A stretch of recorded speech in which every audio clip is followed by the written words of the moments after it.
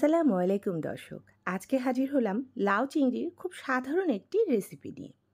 চুলাইতে কড়াই বসিয়ে দিয়েছি, দিয়ে দিলাম সাদা তেল।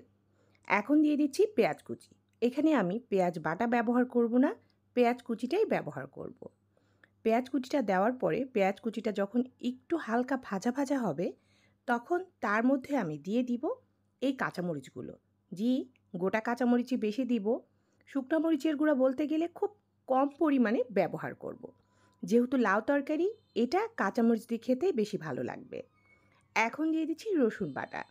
এখানে ছিল 1 টেবিল চামচ পরিমাণ রসুন বাটা, 1 টেবিল চামচ পরিমাণ আদা বাটা। ব্যাস, এই দুইটা মশলা দিলাম। এখন দিয়ে দিব স্বাদ মতো লবণ। লবণ দেওয়ার পর এই মশলাটা একটু খুব ভালো করে কষিয়ে নিতে হবে। আর মশলা যত কষানো যাবে তরকারি কিন্তু তত মজা হবে। আমার নতুন গৃহিণী আপুরা অবশ্যই মনে রাখবেন, ধীরে ধীরে মশলা কষাবেন।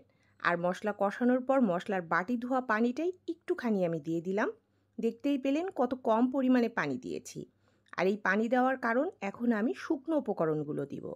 পানি দিয়ে শুকনো উপকরণ দিলে খুব ভালো হয়। দেখতে পাচ্ছেন এখানে হলুদ গুঁড়া, মরিচ গুঁড়া আর ছিল হাফ চা চামচ জিরা গুঁড়া। এই ছিল মশলা। সবসময় লাউ তরকারিতে খুব কম করে মশলা দিবেন, তাহলে লাউর তরকারি খেতে খুবই মজাদার হয়। আর লাউ যেহেতু স্বাস্থ্যের জন্য খুবই ভালো, এই গরমে যত পারবেন লাউ জাতীয়, করলা জাতীয় সবজি বেশি বেশি খাবেন।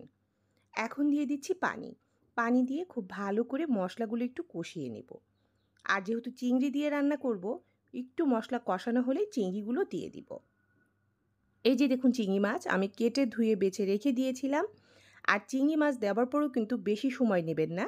চিংড়ি মাছ বেশি কষালে বা বেশি রান্না করলে এটা কিন্তু রাবার হয়ে যায়, মানে শক্ত হয়ে যায়। তাই এটা পারবেন যতটুকু অল্প সময় কষিয়ে নিতে। আমি এটা কষিয়ে নিচ্ছি। কষিয়ে নেওয়া হয়ে গিয়েছে। এখন দিয়ে দিব কেটে ধুয়ে রাখা লাউ। লাউগুলো দিয়ে দিচ্ছি। দেখতেই পাচ্ছেন আমি কিভাবে কাট করেছি।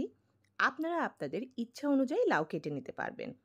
আর এই লাউয়ের তরকারি বিশ্বাস করুন, খেতে যেমন মজাদার হয়, আপনার স্বাস্থ্যের জন্য ভীষণ উপকারী। আর এই অল্প তেল মশলায় রান্না এই গরমের দিনে শরীরের জন্য উপকারী। তাই নতুন গৃহিণী আপুরা আর আমার ব্যাচেলার ভাইয়ারা, আপনারা নিশ্চিন্তে এরকম একটি রেসিপি বানিয়ে নিতে পারেন। তো এই যে দেখুন, লাউয়ের থেকে পানি উঠে এসেছে। আমি ঢাকা দিয়ে দিয়েছিলাম। এখন এটা একটু ভালো করে কষিয়ে নেব, কারণ হালকা তো কষাতে হবে, যেহেতু মাছ আর লাউ দুইটারই একটা গন্ধ থাকে, সেটা চলে যাবে। তবে এটা কিন্তু বেশি রান্না করা যাবে না, বেশি রান্না করলে মাছ শক্ত হবে আর লাউগুলো গলে যাবে। এখন দিয়ে দিচ্ছি গরম পানি। আপনারা তো জানেন আমি রান্না করতে সবসময় গরম পানি ব্যবহার করি। আপনারাও চেষ্টা করবেন গরম পানিটাই ব্যবহার করার। আমি গরম পানি দিয়ে এই যে হালকা হাতে নাড়াচাড়া করে দিচ্ছি। দেখেই বুঝতে পারছেন লাউ কিন্তু প্রায় সেদ্ধ সেদ্ধ হয়ে গিয়েছে। আর কিছু সময় গেলে এটা ডান হয়ে যাবে। তো ভিডিওর এ পর্যায়ে আমার প্রিয় আপু ভাইয়া ও সম্মানিত দর্শক সবার উদ্দেশ্যে বলবো, ছোট্ট এই রেসিপির ভিডিওটি যদি ভালো লেগে থাকে তাহলে প্লিজ একটি লাইক করে দিবেন, কারণ আপনাদের একটি মূল্যবান লাইক পারবে আমার এই রেসিপির ভিডিওটা আরও অনেকের কাছে পৌঁছে দিতে। এখন আমি এখানে দিচ্ছি জিরার গুঁড়া।